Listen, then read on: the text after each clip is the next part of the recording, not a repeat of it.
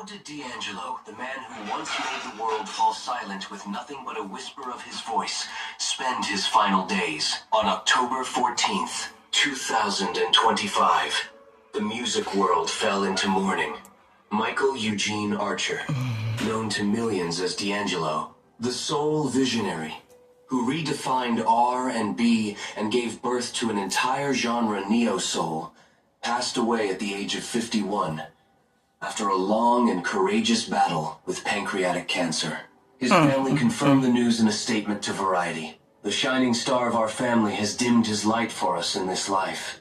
After a prolonged and courageous battle with cancer, we are heartbroken to announce that Michael D'Angelo Archer has been called home.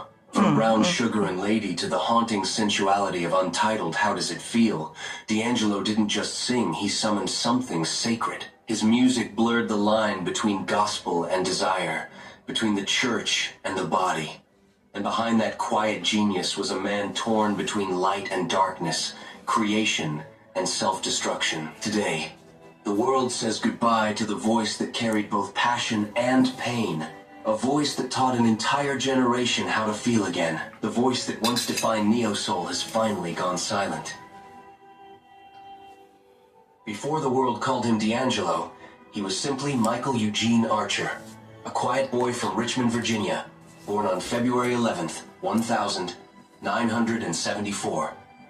His childhood was steeped in rhythm and prayer. His father, a Pentecostal minister, preached to the small congregations of South Richmond, while young Michael sat by the organ, his tiny fingers tracing melodies long before he could even read sheet music. Music wasn't a hobby, it was a language spoken in his home.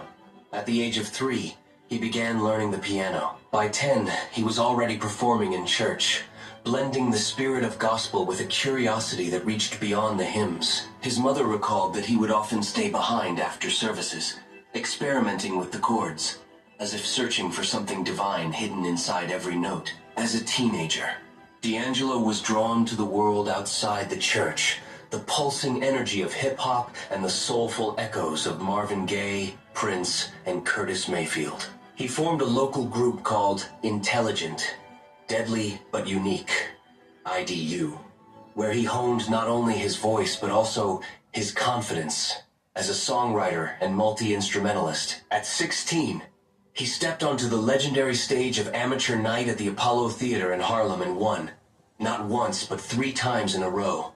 The quiet church boy from Virginia had found his destiny. That victory became his ticket